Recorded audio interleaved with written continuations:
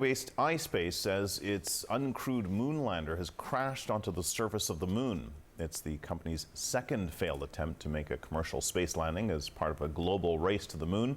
iSpace says it's been unable to communicate with the Resilience spacecraft and believes it made a hard landing.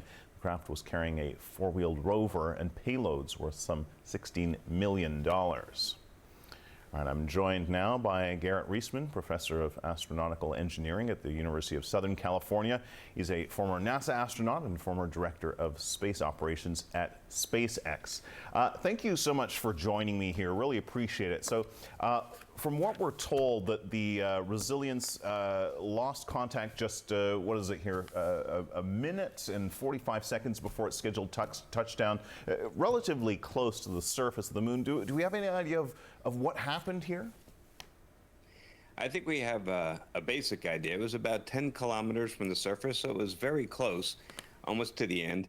But what happened was the laser altimeter, which is the sensor that shoots a laser beam down to the surface of the moon, bounces back up and gauges how high the spacecraft is, so it knows when to slow down and how much longer it has to go before it touches down.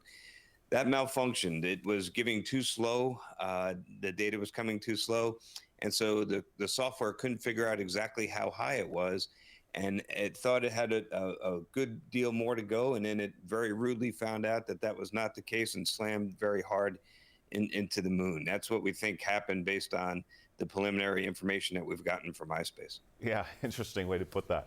All right, so only 5 countries, as I understand it, have successfully completed robotic lunar landings. This failure, just another reminder. I mean, it sounds obvious to say it, but landing a spacecraft on the moon, it's hard. It's really hard. So we've now had, there are 6 countries. I'm also including the European Space Agency as a bunch of countries. Right. But there are 6 government entities that have successfully landed on the moon, and several of those had failures too. Of the commercial approaches, the commercial companies, including today's attempt, of the 6 attempts, only 1 has been fully successful, and that was Firefly's Blue Ghost. There were 2 partially successful landings by intuitive machines. And they landed softly, but then they tipped over almost immediately, fell on their side, and were unable to complete their missions. So I count that as kind of 1 victory for humans and 5 victories for the moon, or 5 failed missions, including today. So that's hard. Now contrast that with the Apollo missions to the moon, with crew on board, and we were 6 for 6. We attempted 6 descents to the lunar surface, and all 6 were successful.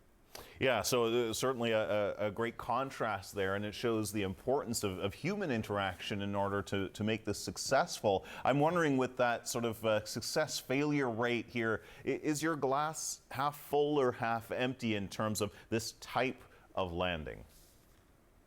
Well, it's still half full, and 3 of these attempts have been funded by NASA under the CLPS program, the Commercial Lunar Payload Services program. And the thing about this, even though 1 for 3 doesn't sound so good unless you're a baseball player, it's actually not bad when you consider that these missions are very low cost. These missions on average cost about $100 million. That might sound like a lot of money. I wish I had $100 million. It'd be nice. But in as far as these big space exploration programs go, that's chump change. Most of these programs cost billions of dollars. We paid tens of billions of dollars for the SLS rocket, for example. So 100 million is a bargain. And even if only 1 of the 3 works, you're still very cost effective. And that's really what they're trying to do with this commercial approach, which is they knew that several of them were going to fail. They probably hoped for better than 1 out of 3. But knowing that, still the expenditures are so low, and we're trying so many different things, we're going to converge on something that does work. And that's going to be a big victory. All right, so this is maybe part of the necessary learning curve. But for this company, I mean, it's their second crash. NASA had planned to use a larger iSpace design lander for a moon mission in 2027. Do you expect NASA will be rethinking this? It's possible. So this it's important to point out that this mission today was not funded by NASA. It was funded by private money, mostly from investors in Japan.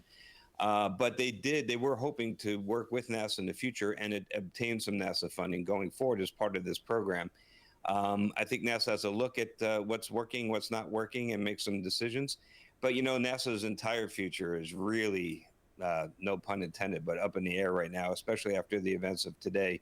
So it's really hard to tell exactly what's going to happen as we go. We still don't have an administrator leading NASA. So it's hard for me to predict exactly what's going to happen. Yeah, and you're very right to point out the events of today with Donald Trump and Elon Musk at loggerheads and what implications that might have for space exploration down the road. We'll have to leave it there, but Garrett Reisman, thank you so much for speaking with us. Really appreciate it. My pleasure. Anytime.